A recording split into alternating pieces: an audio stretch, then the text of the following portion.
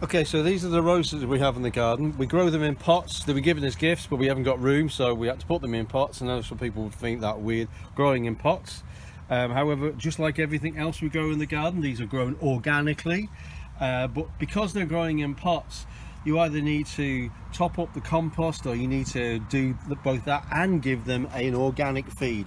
My organic feed is made out of comfrey leaves, which are at the top of the garden, far away from the house as you possibly get it, because it smells pretty badly.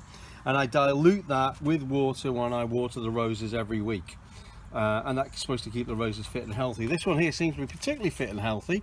Very little evidence of any viruses on the leaves, whereas the other rose sadly does have black spots.